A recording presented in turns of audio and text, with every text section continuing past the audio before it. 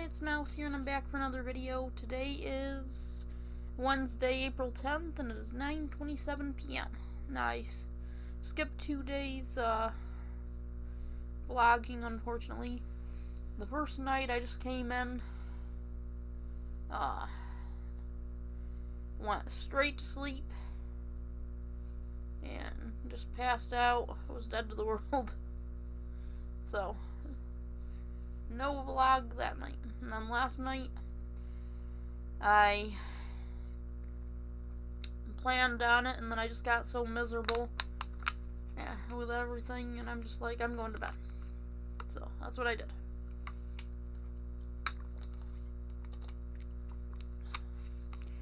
Before that, I had planned on doing another video, but unfortunately, just with everything, I was like, I'm over it. Which, I'm sure everyone has those days.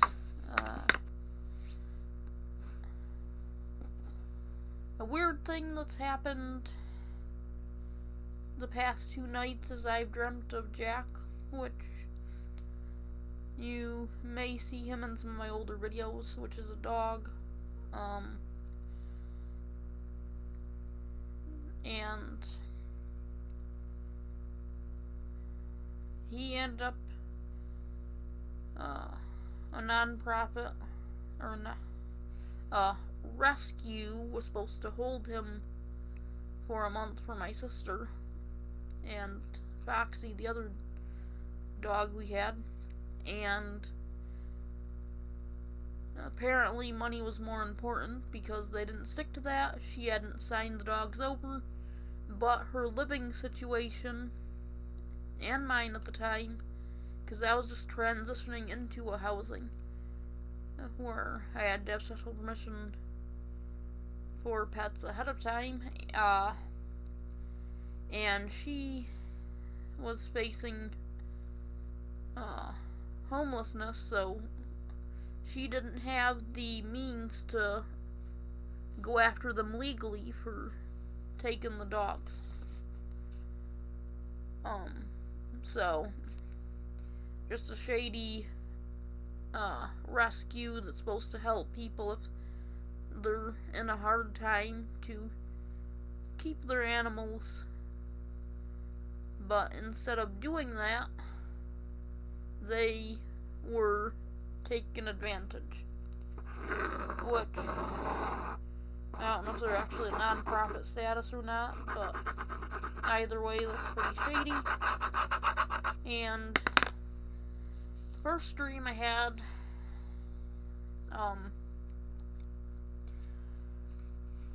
I had dreamt I was back home. My dad was alive and the dog was with us. So it was weird because I was staying in my room, but it wasn't my room. It was modified, and somehow the kitchen was pushed back more because my room's here, and then off of my room is the kitchen. Well, in the dream, I had the original part of the room, and then there was like a divider wall, which wasn't a full wall, so like one of those walls you could walk around and then go further into the house. And next to that was a dresser with a huge flat screen TV on it, which is weird because it was just like a blue screen on it the whole time. But I think there was sound coming out of it, which was weird. So, it was abnormal in a few ways because my childhood bunk beds were up against, or I think up against the wall, but I couldn't actually see because it was dark other than right up close to that TV, which was also weird. And I don't know what else was still there, but I knew the bunk beds was there. I could vaguely make them out, the edge of them, and that's where my dad was sleeping. And then there was this queen size bed right next to the TV is where I was sleeping, and the dog was curling up with me on the bed. At one point, I had woken up, not in real life, but it's one of those dreams where I would be waking up and then going and doing stuff in the dream still. So, at one point I had woken up and the dog wasn't there in the bed with me, as he had been consecutively in the dream. And at first I didn't think nothing of it. I wasn't even able to think, hey, why isn't the dog here? So the dog was just gone. And my sister had brought it up as like, where's the dog? And I was like, oh, he wasn't there when I woke up. And it kinda unclouded my mind or whatever. And I was upset about it. Because no one knew where the dog had went. Okay, fine, a little bit later, the dog was back, but he was a human baby, and had a massive liquid poop diaper in the bed. I cleaned him up. Some of it came out of the diaper onto the sheets, so somehow in the dream, well, it's a dream, so the same logic that we'd use in real life or whatever doesn't matter. But anyways, I'd got out a Lysol wipe and was able to wipe the poop off the sheets, which was nasty as heck, but it was dry and it was like it had never been there to begin with. And I had picked up the blankets that were on it, and I just tossed them to the side on the floor. And in my mind, I thought I was washing them, so that was weird. But then, they were just gone. I couldn't see them, they were just nowhere to be found. And I wasn't really focused on them, I was just, okay, the bed's clean now. Because it was clean somehow, even though I'd only used a Lysol wipe. And there was no stains on the sheet, nothing. And it was weird, because on the other side of this wall, divider wall, there was another bed that was set up with blankets and everything, and no one was using it. But when it was time to go to sleep again, for whatever reason, it was like that other bed didn't exist at all now. And I was trying to figure out what to do, because I couldn't find blankets to replace the ones that I had took off the bed. They were not on the floor there anymore, and yeah. I wasn't able to see the rest of the house to see any more modifications, but in this part, it was just the blankets were gone. I had no blankets. I was stressing out about how I was going to remake the bed, and then I woke up. And then after I had awake, I'm like, oh, Jack died. And I got that in my head for that day, and then the next day I'm like, oh, it's just, that night I was more like, okay, it was just a weird dream, I don't know where I got the idea that he died. It's just weird. And then last night I went to bed again and had a similar dream. This time, I was driving, which is weird because I don't actually drive in real life, but I drove to this place out in the woods, and there was this big building like a hospital, but it wasn't a hospital, if that makes sense. And again, I had Jack with me. So I had the dog. He's wandering around with me off leash. Everything was fine. At one point, I got a little upset because we had came to this one part of the building, and it was weird because we'd come up to this rail, and then below was an open space like a food court or something, and then there was it was like open like it was actually open, like it wasn't inside the building like it was an outside thing. And then there was another building connected to it, but there was a gap, and then this other building with a roof that went under another section that was a wall above it that was part of where I was. But there was I don't know how it transitioned over to that, but there was another part of the upstairs over there that I couldn't get to from where I was. And at one point, the dog managed to jump through the middle, so there was a bar and a bar, like that. The dog was able to jump through the middle, go down onto the roof of the building that was sticking partly out from under this wall that was across from us, and he just ran out of sight. And then I heard my sister's voice talking to me, but I didn't actually see her, wondering how the dog got to her if I was watching the dog. So I'm like, hang on, I'll come down, and miraculously the dog was fine, just excited, knew she was over there, and just kinda jumped through the bars, went down, ran over the rooftop to get to her, and a short ways after running on this rooftop, he disappeared under the thing, and wherever met up with her, I guess. So I looked around. The only way down was a spiral staircase. It was kind of like a castle tower, but and it was really tight, so you could just get around the stairs and keep spiraling down. So I get to the bottom and meet up with my sister, who has the dog now, and she's like, well, I want to go up there.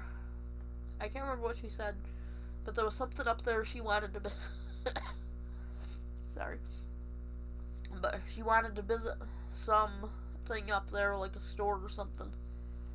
But she was afraid to use the stairs. She was adamant she had to use an elevator.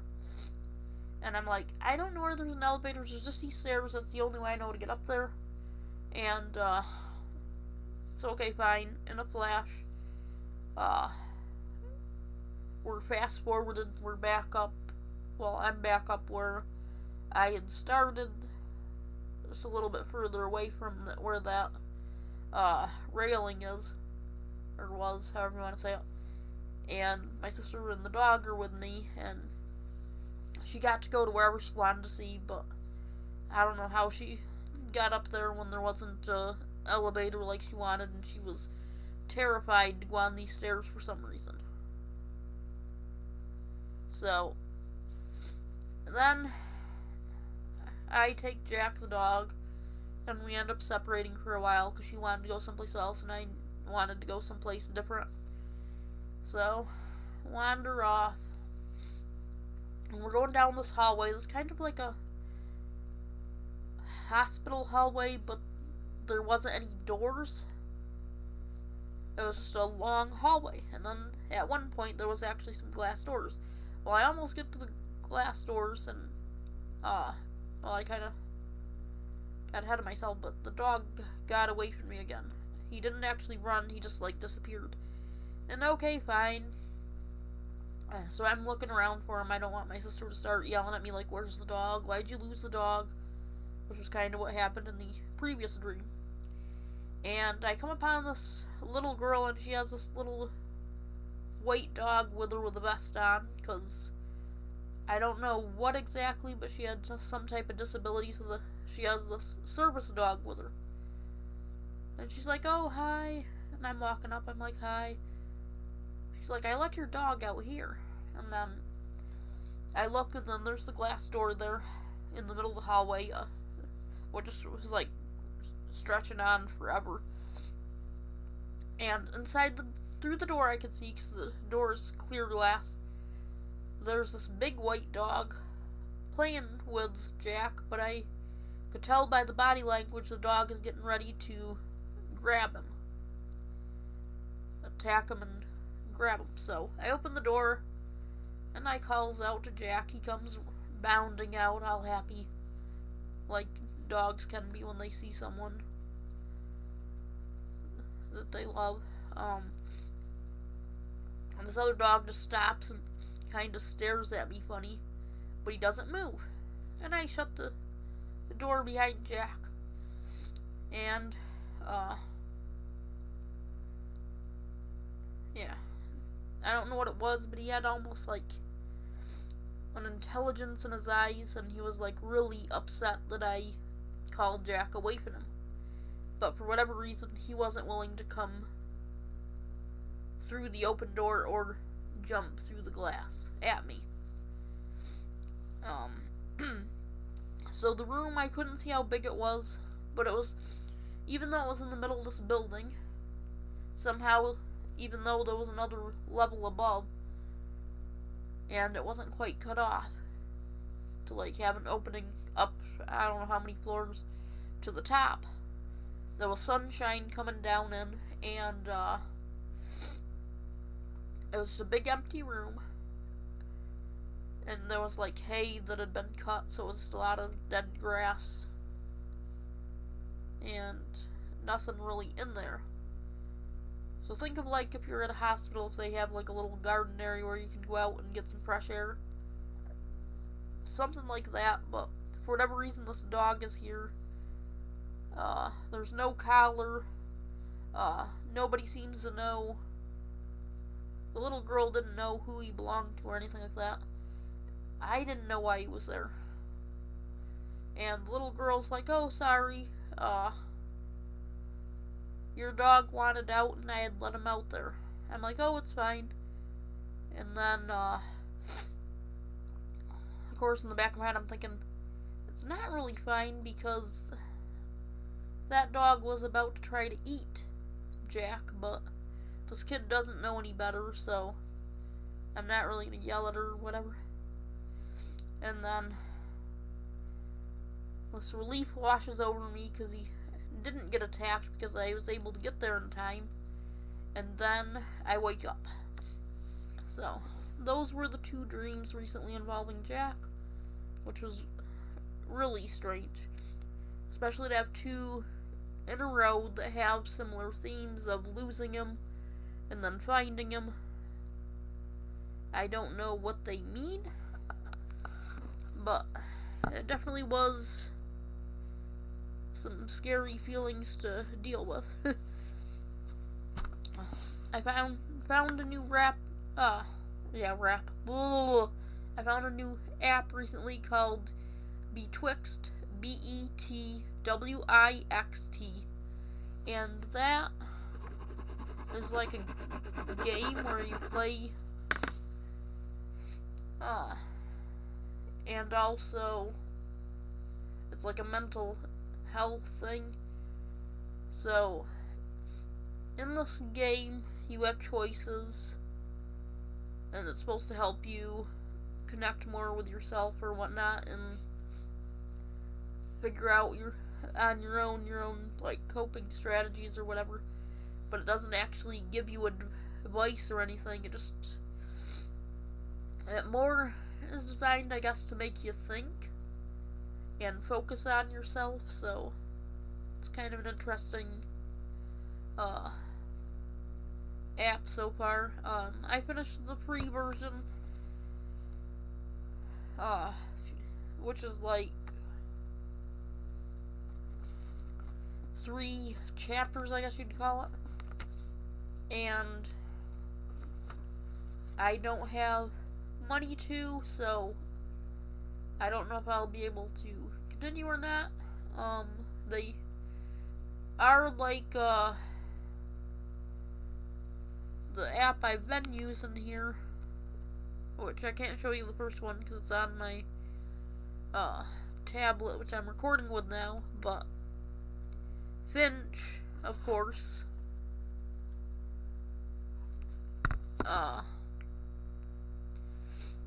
has a thing where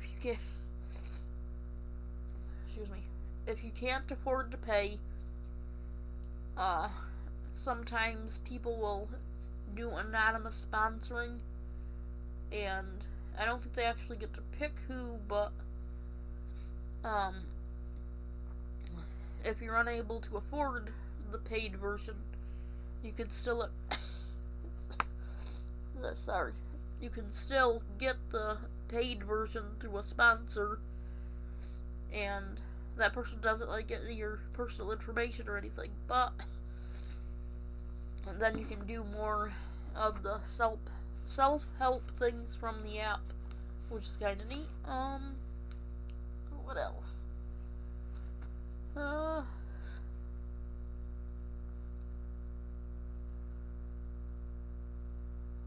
There was something else I was going to talk about, but I'm going to leave it alone right now. I've already talked quite a bit, and it's over 20 minutes for this vlog, so I'm going to take a break. I'm getting really stuffy. That's why I'm having trouble, partly why I'm having trouble speaking, so sorry about that. I hope you're doing well, and yeah.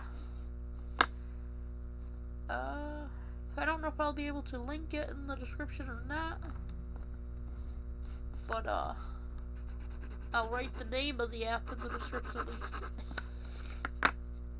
And I got that on my tablet, but you can also get it on your phone or whatnot. And then I'll also leave a link to my Finch, so you will at least be able to join me on Finch at the least. Sorry.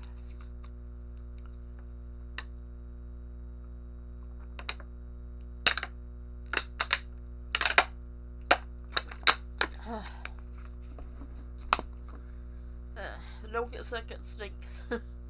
Alright, until next time, take care.